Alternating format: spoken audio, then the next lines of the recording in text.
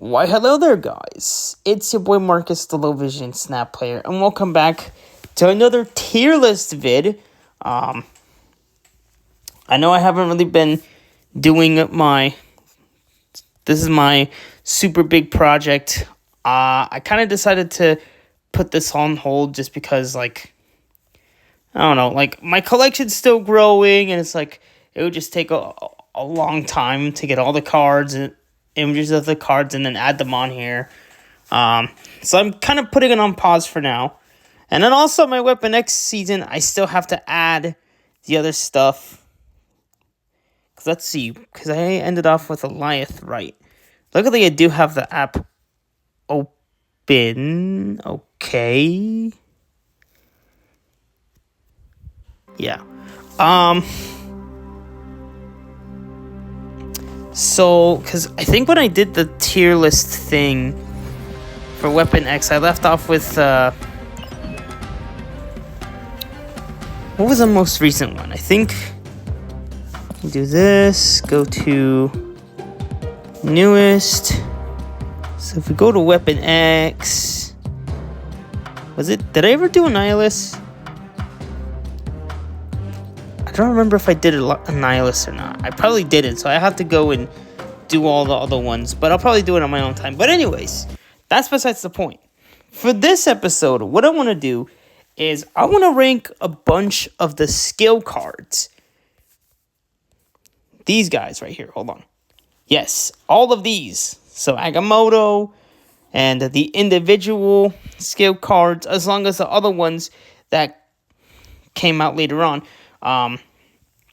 And the reason being is that, now that we have a lot more cards of these skill cards, I think it's a good time to kind of rank them and just kind of give you guys my honest thoughts on each card. And yeah, so the way this is going to work is I'll be ranking the cards themselves, like Agamotto, and then after I'll be ranking their individual skills as if they were if they were standalone cards, like Fastball Special.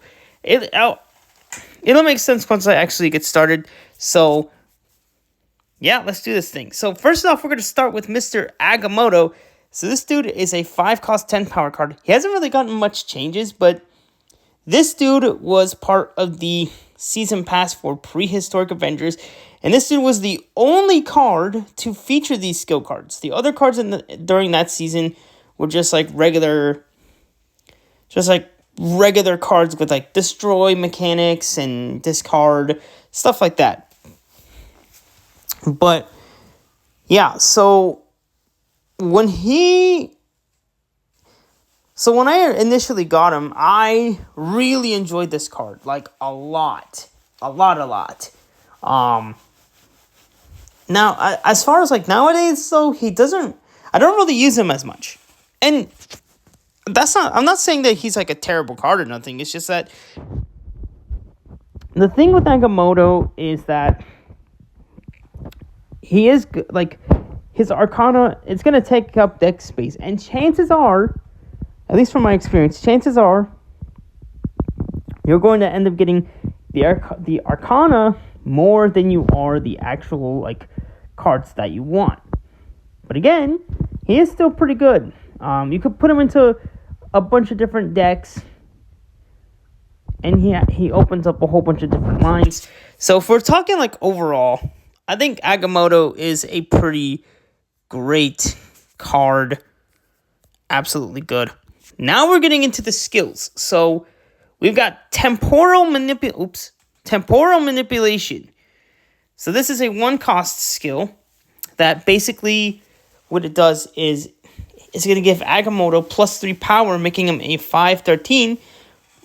But if you don't have him in your hand, it's going to add Agamotto into your hand. So think of it like one of Thanos' Infinity Stones, where it'll bring Thanos into your hand. So that's kind of what this skill does, or spell. Now, if we're talking how this card would be if it was a standalone skill, I feel like you would have to change the ability where maybe instead of it drawing Agamotto because, since it's a standalone skill, it wouldn't really make sense. I think maybe instead of it being where you draw Agamotto, maybe it's like you draw a card, or maybe it's draw a 5-cost card and give it +3 power, right? I feel like that could be kind of good. If that was the case, I think that would be a pretty good ability. Now, as far as like what decks you would put it in, it would kind of be tricky, but it would be kind of a good, helpful card. Like if you're playing a deck where you want to have bigger cards, like Shu Lao, right? Like let's say maybe you don't have Shu Lao yet, and you play this down. Maybe you could pull Shu Lao and give it a little extra energy, or not energy, power. So it's a good overall good skill card. Especially if it would be standalone. Now we get into Winds of Watoomb. So this card is a 2-cost skill, and this card moves one of your opponent's cards to the right, and I think it deals -1 damage, or was it 2? Hold on, let me check. Every time, man.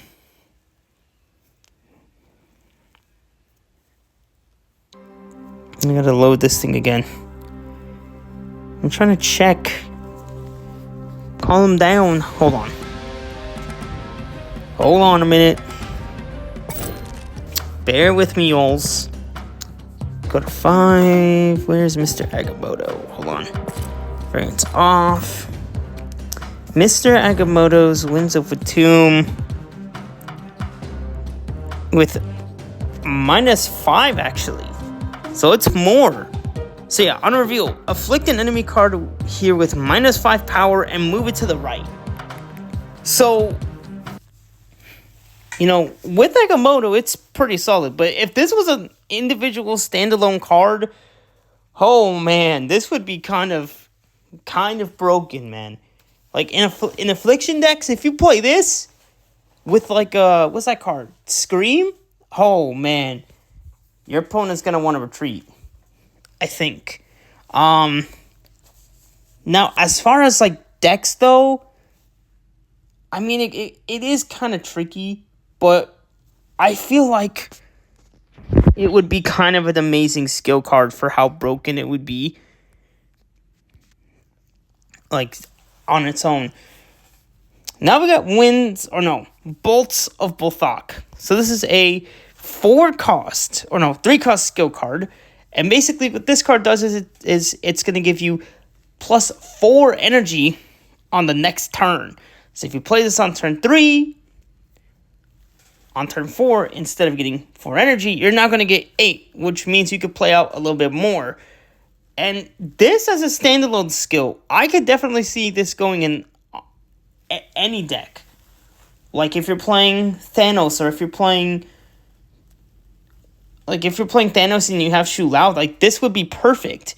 A perfect skill to pop into any deck. Yes, it is a 3-cost, but I feel like it's kind of balanced that way, because if it was any cheaper, players are probably going to want to use it right away, and that's not really ideal.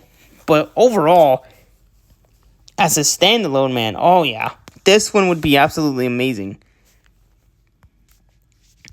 So that's where Bolts of Bolthok would land. Now we're getting into Images of Icon. And this one, it's a 4-cost skill. I think this one probably isn't, like with Agamotto, it's fine, right? If you play this where Agamotto is and there's a bunch of other lower power cards, they'll transform into him, but I don't know. I really don't see this one fitting in a lot of decks. And as a standalone card, a 4-cost skill is just kind of, it's kind of pricey for what it is. I mean, you look at Adamantium Infusion, that one kind of makes sense, right? It makes sense why it's a 4. But with this one, I don't know. I feel like this one's kind of terrible, in my opinion. Or this one would be kind of a terrible skill as an individual skill. But with Agamotto, it's fine. I don't really use this a lot, so yeah, kind of terrible, honestly. After that, we're now getting into Mr. Merlin. So he is technically, so he did get a little nerf actually. So instead of him being a 2-3, I think he's a 2-2 now. I think. Yes, I do think he is a. Because he was originally a 2-3, now I think he's a 2-2. Yes. So he did lose a little bit of power. And I'll go through the OTA and over-the-air update in the next video. But yeah, this dude, instead of having 3 different skills, he's now going to have, or 4 different skills, he now has 3. So the first one is Omniversal Presence. This skill is going to replace a location with a different one and give Merlin +2 power, which is not too shabby, man. It gets the job done. If we're talking about skills, though, like as an individual skill, like standalone, I feel like it would be good, but I don't know how it would, because with the plus, maybe instead of it giving +2 to like just Merlin, maybe it's +2 to any card, right? So if you play it in a location where you have one of your cards, it'll change that location and then give one of your random cards +2 power. So yeah, I feel like this one would be an okay skill to kind of use like alone. As far as deck, actually, now that I think about it though, as far as the deck building side, deck synergy, I don't know where this would fit.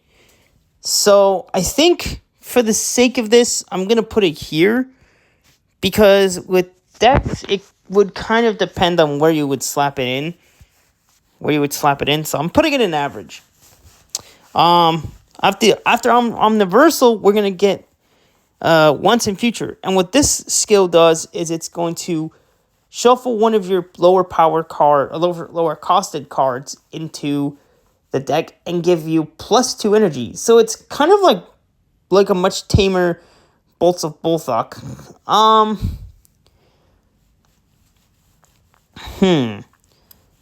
How would it be as like a standalone skill? I feel like this one would be okay. I mean, the 2 extra energy is nice, but it's like, what would be the best deck for this? Like, maybe if you're playing like a Squirrel Girl or something, and you want to like put the Squirrel Girl back or something. I don't know. It's hard to say. So this might be another case where Merlin's skills are going in average. But honestly, oh yeah, I forgot to rank Merlin as like the whole package, which we'll do once we get through all of his skills. But yeah, this one's average. And then we got Polymorph. This one, I think, transforms one of your random lower power costed cards into a different one. But to one that costs more. Yeah, I think this one just wouldn't really hit as an individual skill card. I think it would be terrible. Not many people would want to play it. Even though it is relatively cheap, I still don't feel like this would see a lot of play. So yeah, it's going into terrible. So far, everything's looking pretty even. But Merlin himself, though, I forgot to completely rank him overall. I think he's a really freaking amazing, like, not just an amazing season pass card, but just like an amazing card overall. I mean, even though I don't really play him as much, I do still feel like you could just put him in a lot of different decks and he can help you out. Like, he's definitely a far better. Oops. Hold on. Oops. Like, you could definitely slap this dude. Definitely slap this dude into a lot of different decks and he'd still be really fun to play. But Merlin is going into amazing. After Merlin, now we're getting into Dormammu. So Dormammu is a 7 cost 11 power card that basically adds all these different like summoning rituals. There's like 3 steps. So essentially, the way it works is on the first step, when one of your cards is destroyed, you play the skill and it'll take one of the cards and merge it with him. So if it's like a Nova or something, he'll get a little extra buff. Honestly, I feel like this, I don't think all of these skills would be good as individual cards, because you would have to completely remove the whole ritual system. I mean, they could probably still work, but it's like, this one in particular is probably the trickiest, because how would it really work as a standalone card? Like, who are you going to merge it with? Yeah, I think this one would probably be... This one's kind of terrible. I think this could be one of the worst individual skill cards if Second Dinner did make that happen. So, yeah, it's got to go here. After that, we got the other step 2, and this one. Let me make sure I'm getting all the. This one's 1, 2, and then this one's 3, right? Let me make sure I'm getting these right. Hold on a sec. Gotta do this all the time. Gotta keep things moving, man. I can't be going through all these dang loading screens. Dang it.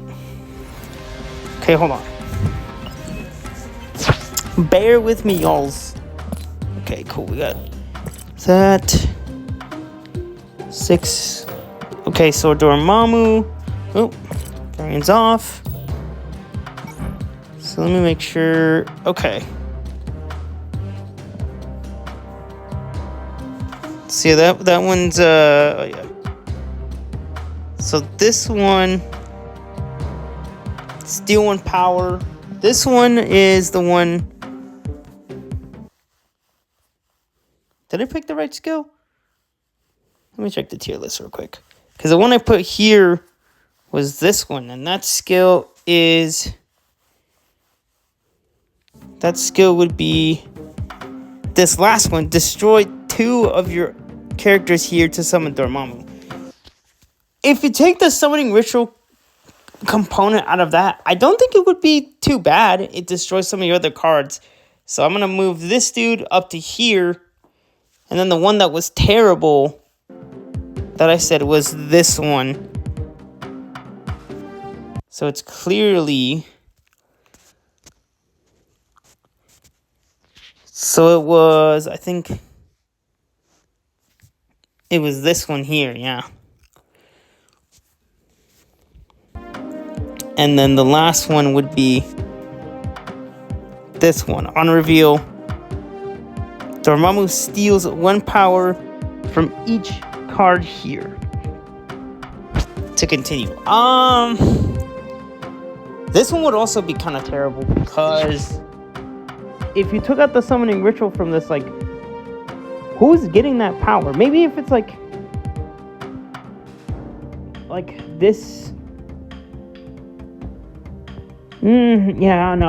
I can't see this one working either. Nope.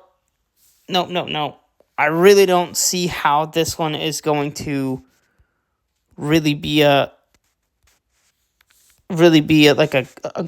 good skill card. I think it was this one. Yes. Let me make sure we got all the ones. No. Okay, so it was the other one.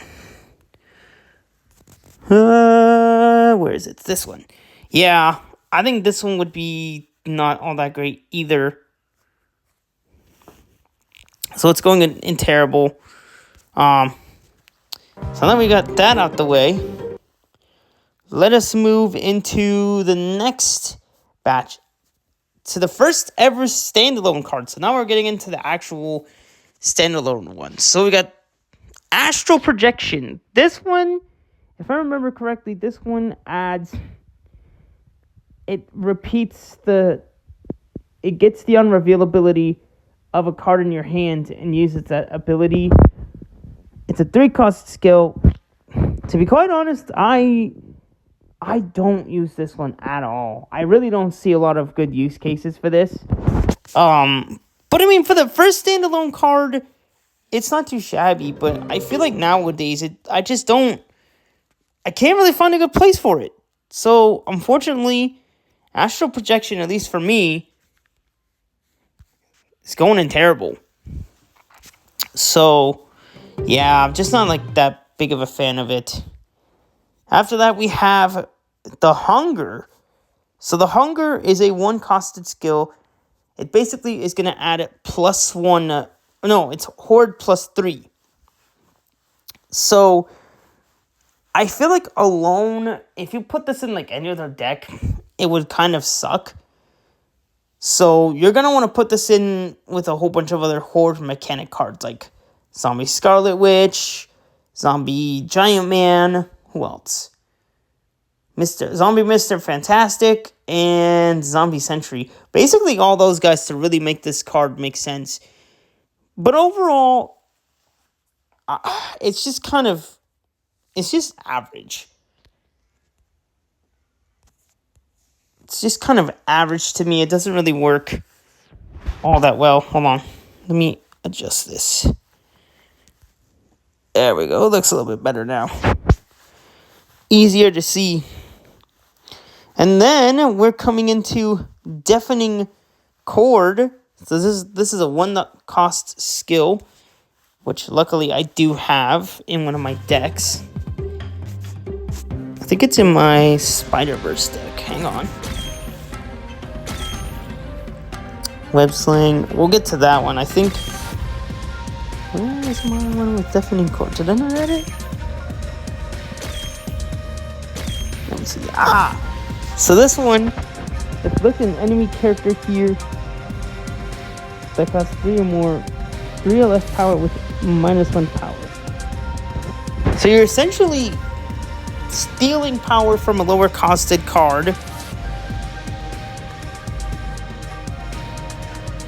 You're essentially stealing power from a card that costs less, like 3 or less, and you're also disabling its ability, which is kind of like a budget Red Guardian. That's another card that also afflicts negative power and then disables it. But if you put it in the right decks, it's actually pretty fun. So overall, whoops.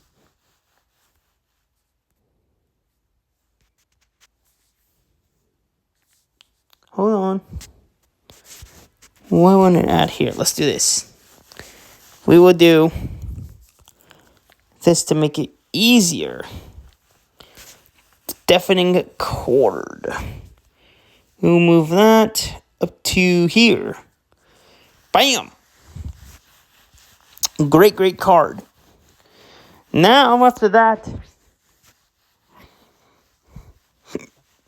we have Web Sling, and this one is going to allow you to move one of your cards away from a particular location in the next turn. It's alright. It's fine. I mean, if you're playing it in move decks, this card is pretty good, but overall, I just don't really think it's that much of a game changer. Next, we've got the Prowler. So this dude is a 3-cost 4-power card. Basically, what this dude does is he's going to add the Thieves' Tools, which are all of these cards here. And these are pretty good. And the thing is, if you move the card the previous turn, all of these will become 0, which is actually pretty solid. Now, do I put him in every single deck? No, but again, he is a pretty solid card.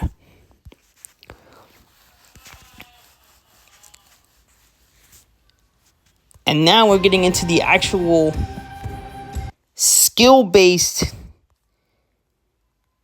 Now we're getting into the actual, like, skill-based stuff.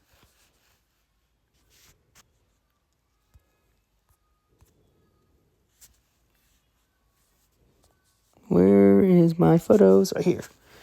To the actual skills. So the first one the Prowler has is Flight Harness. This one's going to give one of your cards. Let me check real quick. Hold on. Please don't close on me, Marvel Snap. I beg of you.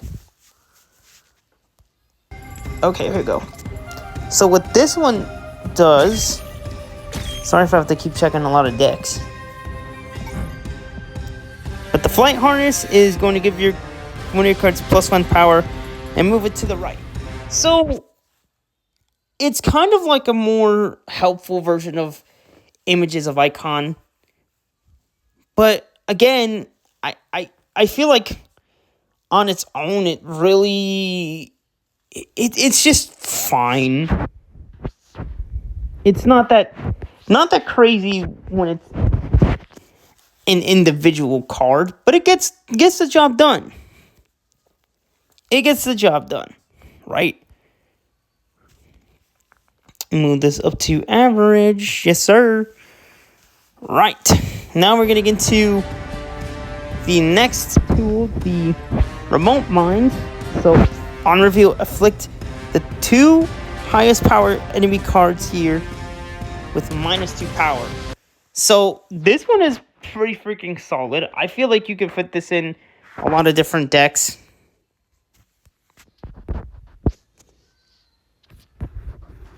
So, where is it? Right here. This one, you could fit it into a lot of different, like, toxic decks. And, you know, for it being a 1-cost skill, this could do some good damage. Why did I put it in average? It's a great freaking skill. It's a great freaking skill. And now we've got Vibroshock Gauntlets. On reveal, give your highest powered card your +2 power. You get +1 energy next turn. This one's pretty solid. I feel like as a standalone skill, it would actually be pretty amazing, right? I mean, it's no Bolts of Bolthok, but hey, I think it serves its purpose, right? You get extra energy. One of your cards is getting a little extra boost. It does its thing, right? So, if we're talking individual skill cards, bam! It is amazing. But there are even more skill cards we got to go through. I think we're pretty much getting, let's see. Oh yeah, we got a few more to go. Because we got through all of the Thieves' Tools, and then we've got Fastball Special, Adamantium Infusion, and then the Majestic Wing Beat. So let's start there. Fastball Special. Basically, what this card will do is it will destroy one of your cards and afflict an enemy card with that amount of power. So, for example, let's say you destroy, like, your Black Panther. Right? Your Black Panther has like 10 power, and then you play Fastball Special, boom. That card will deal 10 damage to one of your opponent's cards, which is pretty freaking fun. It's actually pretty good. Like, really, really cool. But what I will say is it is not as good. It is certainly not as good as Adamantium Infusion. This card is absolutely insane. So what this card will do is, if you have a destroyed card, this will revive it to that location and double that card's power. So again, if you had a destroyed Black Panther, he'll basically revive it, and he'll have his power doubled even more. So instead of it starting with 5, he'll be a 10. And then when Black Panther's ability pops off, he'll have 20 freaking power. And if you play this with like a man spider, whoo, that's even more damage, man. This has to be one of the best skill cards that we got throughout the entirety. And trust me, they're gonna do more. I feel like in the direction that they're going, they're gonna continue to add more of these skill cards, and I really hope they do because, what they did, like the fact that they didn't like rush into it, right? Because they started with Agamotto in Prehistoric Adventures, and then they gave it about like a couple months before they released the full season with a whole bunch of skill cards. So I'm glad they did that. That was a smart strategy. And now, this is the result of that strategy. You have a lot of different skill cards to work with. And again, they're going to add more. Now we're getting into the most recent addition, Majestic Wingbeat. And this is the last one that we have.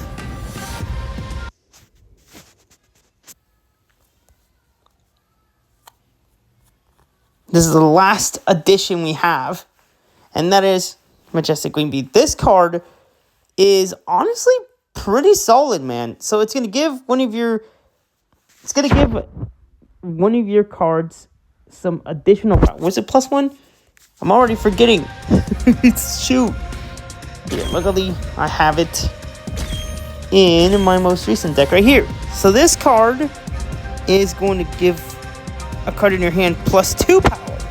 And if it's a 5 cost or higher, it's going to reduce its cost too. So if you're playing it in like a Zombie Galacti, or heck, even if it's like a Scar or something or anything, or it doesn't even have to be like cards like that. It could be like Infinity Ultron, which now that I think about it, maybe that's what this card could be good with. But the thing is, you do have that card. That card does have to be on the left side of your hand. So that is one. Sorry, guys, the thing stopped recording. But as I was saying, like, you do have to make sure that the card you're targeting is on the left side of your hand. Otherwise, it won't benefit from that boost. But it is a really good card. A really, really solid card to add. So I believe... Hold on, I didn't edit it. Let me enlarge it. Yeah. I do believe it is absolutely amazing. And there it is. This is what the tier list looks like. All of the skill cards and all that fun stuff. By the way, hopefully stay tuned for the next episode because I will be covering the over-the-air updates and also some of the decks that I created and whatnot. And yeah,